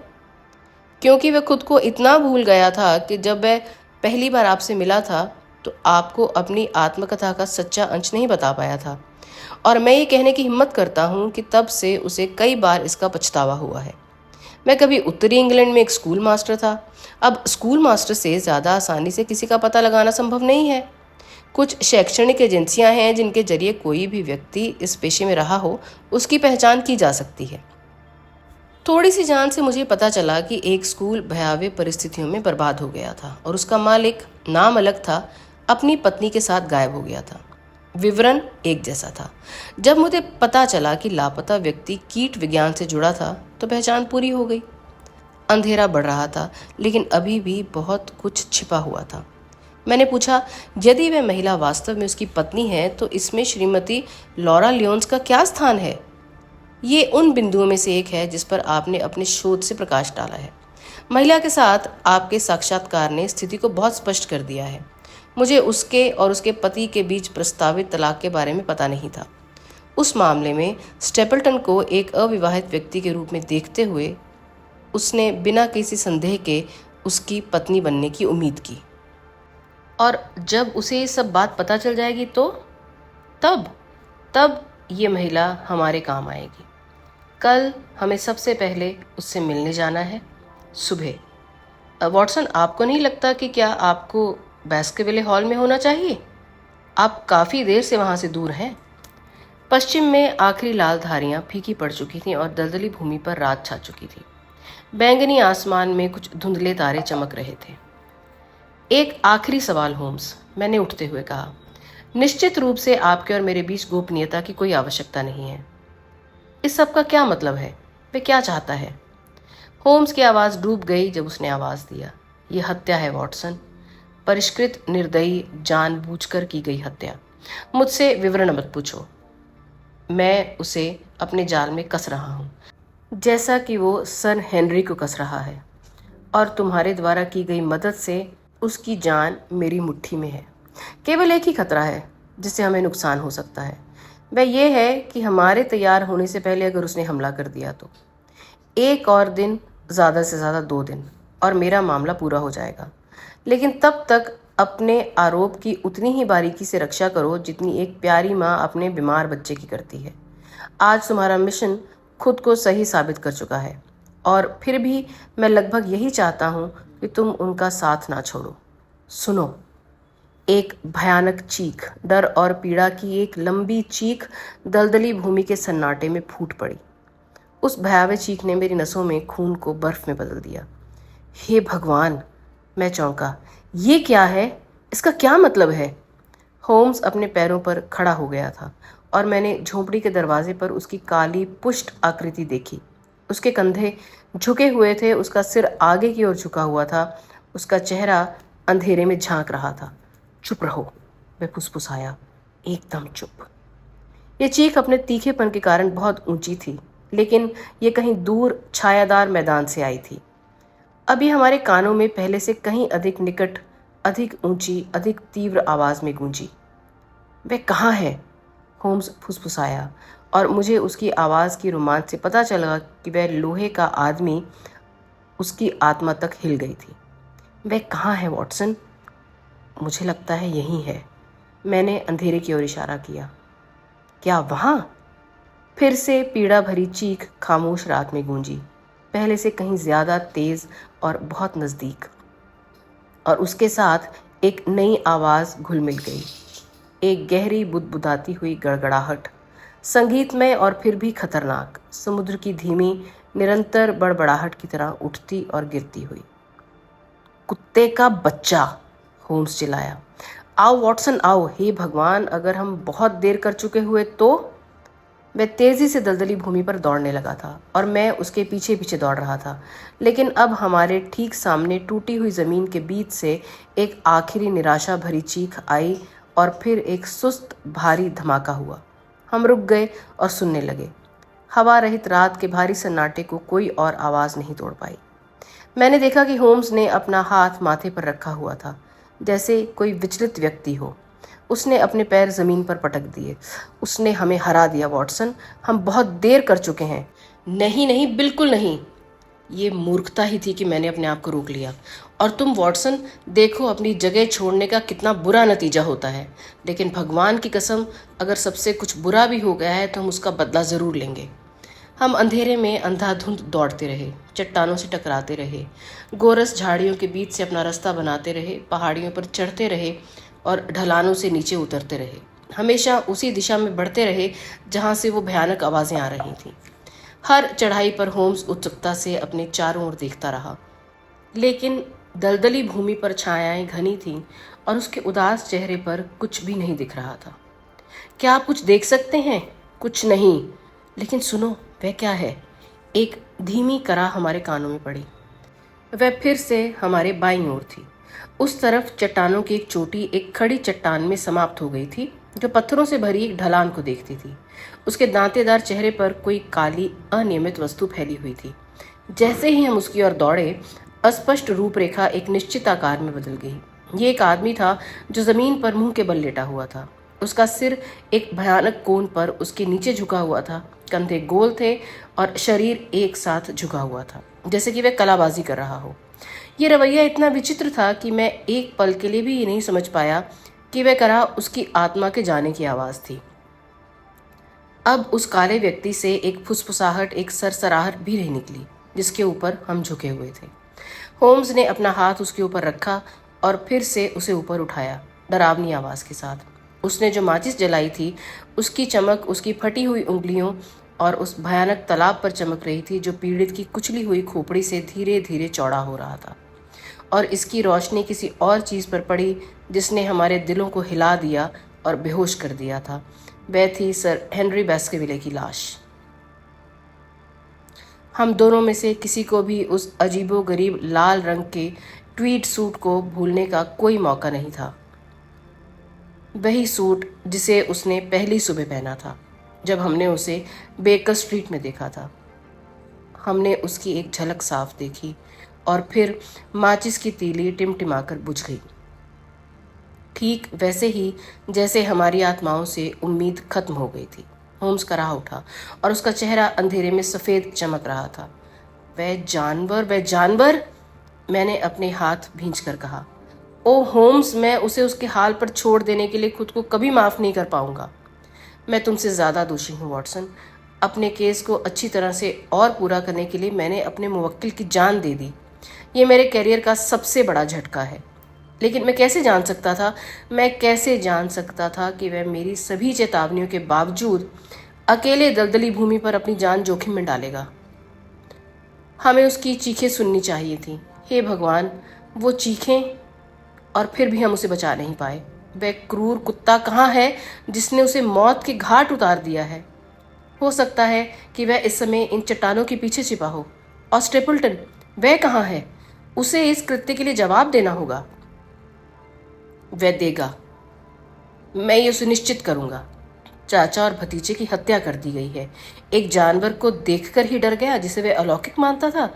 दूसरा जानवर से बचने के लिए जंगली उड़ान में अपनी जान गंवा बैठा। लेकिन अब हमें आदमी और जानवर के बीच संबंध साबित करना है। हमने जो सुना है उसके अलावा हम जानवर के अस्तित्व की शपथ भी नहीं ले सकते, क्योंकि सर हेनरी की मृत्यु स्पष्ट रूप से गिरने से हुई है। लेकिन भगवान की कसम, वह कितना भी चालाक क्यों ना हो, एक और दिन बीतने से पहले ही वह मेरी पकड़ में होगा। हम क्षत विक्षत शरीर के दोनों ओर कड़वे दिलों के साथ खड़े थे, इस अचानक और अपरिवर्तनीय आपदा से अभिभूत, जिसने हमारे सभी लंबे और थकाऊ कामों को इतने दयनीय अंत तक पहुंचा दिया था। फिर जैसे ही चांद उगाया, हम उन चट्टानों के शीर्ष पर चढ़ गए जिन पर हमारा बेचारा दोस्त गिर गया था, और शिखर से हमने छायादार दलदली भूमि को देखा जो आधी चांदी और आधी उदासी थी। दूर, मीलों दूर, ग्रिम्पन की दिशा में एक स्थिर पीली रोशनी चमक रही थी। ये केवल स्टेबल्टन के एकांत निवास से आ सकती थी। एक कड़वे अभिशाप के साथ मैंने अपनी मुट्ठी को हिलाते हुए देखा। हम उसे तुरंत क्यों नहीं पकड़ लेते हैं? हमारा मामला अभी पूरा नहीं हुआ है। ये आदमी बहुत ही सावधान और चालाक है। ये बात मायने नहीं रखती कि हम क्या जानते हैं, बल्कि ये कि हम क्या साबित कर सकते हैं। अगर हम एक भी गलत कदम उठाते हैं तो खलनायक हमसे बच सकता है। तो अब हमें क्या करना है? कल हमारे पास करने के लिए बहुत कुछ होगा। आज रात हम अपने बेचारे दोस्त के लिए केवल अंतिम संस्कार ही कर सकते हैं। हम दोनों ने साथ मिलकर खड़ी ढलान से नीचे उतरकर उस शरीर के पास पहुंचकर, जो चांदी के पत्थरों के सामने काला और साफ दिखाई दे रहा था, उसे देखा। उन विकृत अंगों की पीड़ा ने मुझे दर्द से झकझोर दिया और मेरी आंखों से आंसू बहने लगे। हमें मदद के लिए किसी को बुलाना होगा होम्स। हम उसे हॉल तक नहीं ले जा सकते। हे भगवान, क्या तुम पागल हो? वह चीख कर शव के ऊपर झुक गया था। अब वह नाच रहा था, हंस रहा था और मेरा हाथ मरोड़ रहा था। क्या ये मेरा आत्मनिर्भर दोस्त हो सकता है? ये वास्तव में छिपी हुई आग थी। दाढ़ी, दाढ़ी, आदमी की दाढ़ी है। दाढ़ी? ये बैरोनेट नहीं है, ये तो मेरा पड़ोसी है, अपराधी। हमने जल्दी जल्दी में शव को पलट दिया था और वह टपकती दाढ़ी ठंडे साफ चांद को इशारा कर रही थी।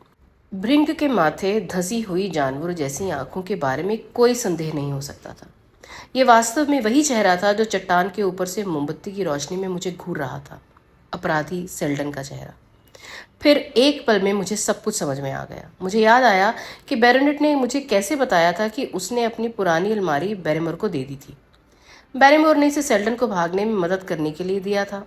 जूते, शर्ट, टोपी, ये सब सर हेनरी का था। त्रासदी अभी भी काफ़ी काली थी, लेकिन इस आदमी को कम से कम अपने देश के कानूनों के अनुसार मौत की सज़ा मिलनी चाहिए थी। मैंने होम्स को बताया कि मामला क्या था। मेरा दिल कृतज्ञता और खुशी से भर गया। तो फिर कपड़े ही बेचारे की मौत का कारण बने, उसने कहा। यह तो साफ है कि सर हेनरी के किसी सामान से शिकारी कुत्ते को लाया गया है। वह जूता जो होटल में रखा गया था संभवतः, और इसी से इस आदमी को नीचे गिराया गया। हालांकि एक बहुत ही अनोखी बात है, अंधेरे में सेल्डन को कैसे पता चला कि शिकारी कुत्ता उसका पीछा कर रहा था? उसने उसे सुना। जंगल में कुत्ते की आवाज सुनकर इस अपराधी जैसे कठोर व्यक्ति में इतना आतंक नहीं भर जाता कि वे मदद के लिए बेतहाशा चिल्लाकर फिर से पकड़े जाने का जोखिम उठा ले।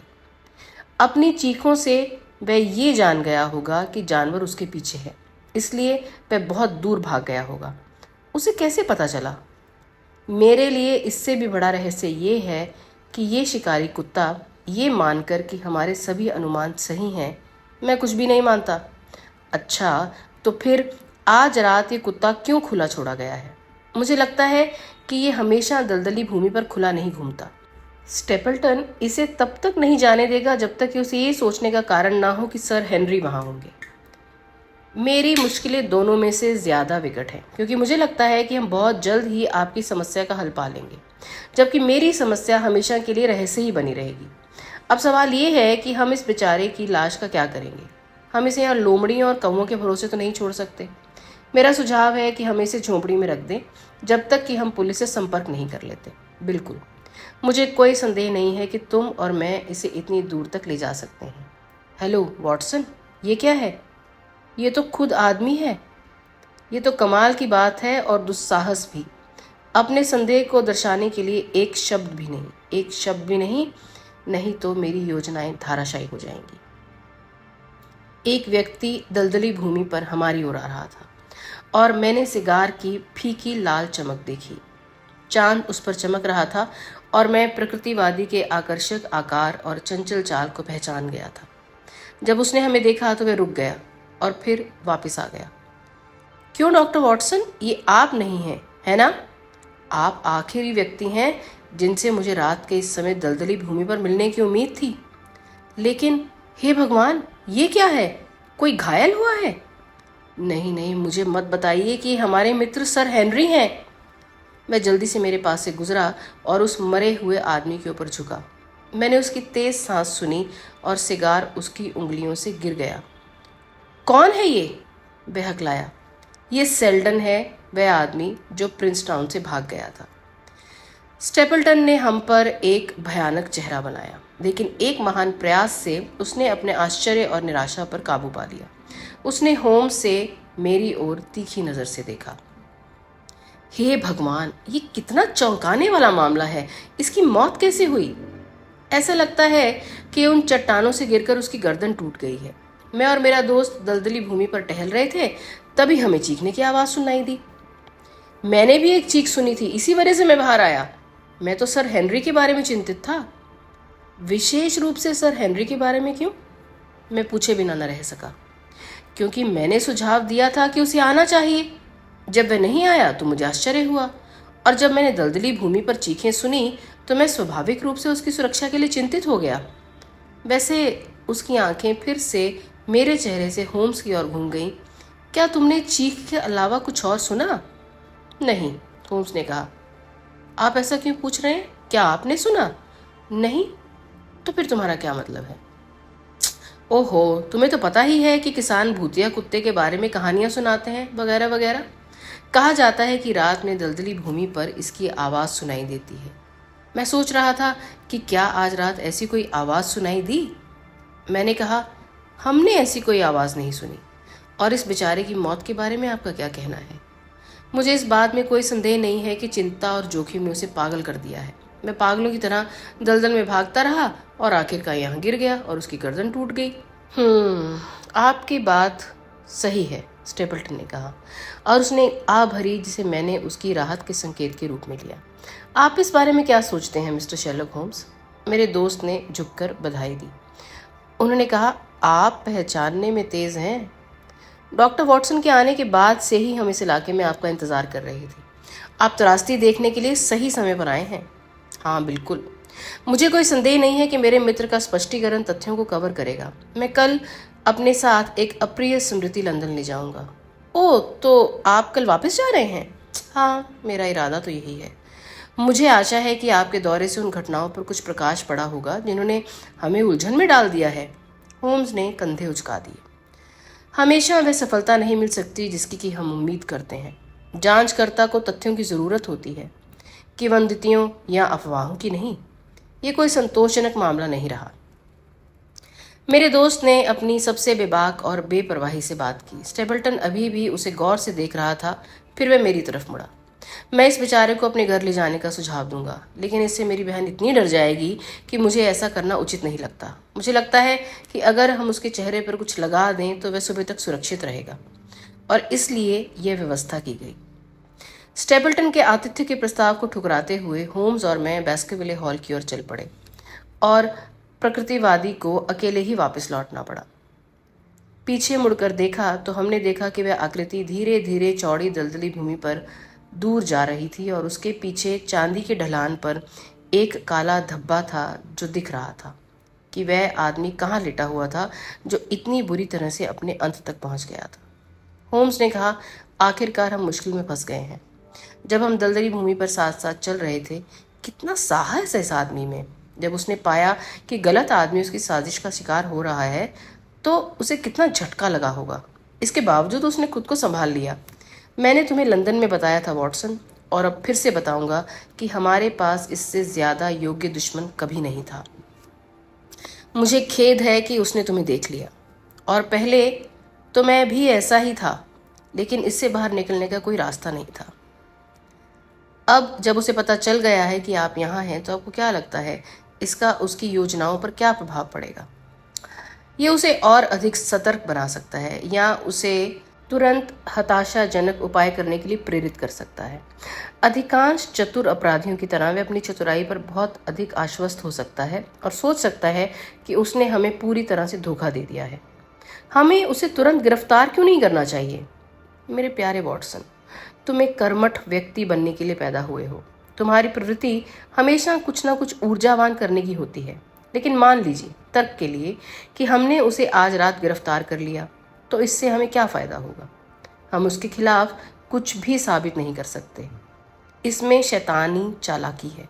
अगर वह किसी मानव एजेंट के माध्यम से काम कर रहा होता तो हम कुछ सबूत जुटा सकते थे, लेकिन अगर हम इस महान कुत्ते को दिन के उजाले में घसीट कर ले जाएं तो भी उसके मालिक के गले में रस्सी डालने में कोई मदद नहीं मिलेगी। निश्चित रूप से हमारे पास एक मामला है। एक भी छाया नहीं, केवल अनुमान और अटकलें। अगर हम ऐसी कहानी और ऐसे सबूत लेकर आए तो अदालत में हमारा मजाक उड़ जाएगा। सर चार्ल्स की मृत्यु हो गई है।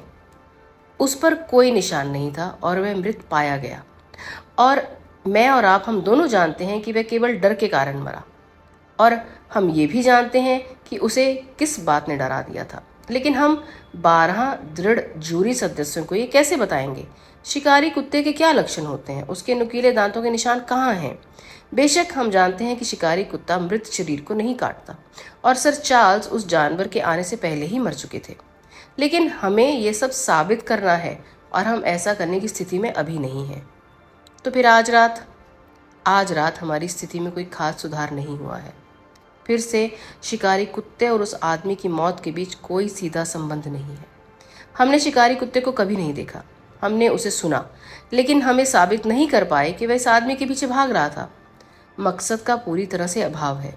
नहीं मेरे प्यारे साथी, हमें इस तथ्य से खुद को समझौता करना होगा कि हमारे पास वर्तमान में कोई मामला नहीं है, और ये साबित करने के लिए कोई भी जोखिम उठाने के लायक हैं। और आप ऐसा करने का क्या प्रस्ताव रखते हैं? मुझे इस बात की बहुत उम्मीद है कि जब श्रीमती लॉरा लियोन्स को मामले की स्थिति स्पष्ट हो जाएगी तो वह हमारे लिए क्या करेगी। और मेरे पास अपनी योजना भी है। कल के लिए ये काफ़ी है, लेकिन मुझे उम्मीद है कि दिन ढलने से पहले मैं आखिरकार ऊपरी हाथ पा लूंगा। मैं उससे और कुछ नहीं कह सकता था। वह विचारों में खोया हुआ बास्केविले गेट तक चला गया। क्या आप ऊपर आ रहे हैं? हाँ, मुझे और अधिक छिपाने का कोई कारण नहीं दिखता। लेकिन एक आखिरी बात वॉटसन, सर हेनरी को कुत्ते के बारे में कुछ मत कहना। उसे ये सोचने दो कि सेल्डन की मौत वैसे ही हुई जैसा स्टेपल्टन हमें विश्वास दिलाना चाहता है। कल जब वह सगाई करेगा तो उसे जो कष्ट सहना होगा उसके लिए वह बेहतर हिम्मत रखेगा। अगर मुझे तुम्हारी रिपोर्ट ठीक से याद है तो इन लोगों के साथ भोजन करने के लिए। और सो मैं हूँ, तो फिर तुम्हें माफ़ी मांगनी होगी और उसे अकेले ही जाना होगा। ये आसानी से तय हो जाएगा।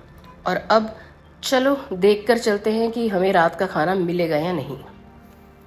तो दोस्तों, सच बताइएगा, क्या आपकी भी दिल की धड़कनें उसी तेज़ी से बढ़ी थीं जब होम्स और वॉटसन को लगा कि सर हेनरी की मृत्यु हो गई है? मुझे लगता है मैंने कहानी पढ़ने की स्पीड भी बहुत तेज़ी से बढ़ा दी थी, ये जानने के लिए कि आगे हो क्या रहा है। जबकि ये कहानी मैंने पहले पढ़ी है, तकरीबन 20 साल पहले, लेकिन इसका रोमांच ज़रा भी कम नहीं हुआ है। तो चलिए आज की मुलाकात हम यहीं ख़त्म करते हैं। वैसे भी 1 घंटे का एपिसोड का मैंने आपसे वादा किया था, जो कि अब तक 1 घंटा 25 मिनट का हो गया है, लेकिन शेरलॉक होम्स के लिए इतना तो हम लोग कर ही सकते हैं। तो चलिए मित्रों, अब आपसे विदा लेती हूँ। जल्द ही मिलूंगी आपसे इस कहानी का आखिरी खंड भाग 5 लेकर। मैं आपकी दोस्त रोशनी। तब तक जुड़े रहिए।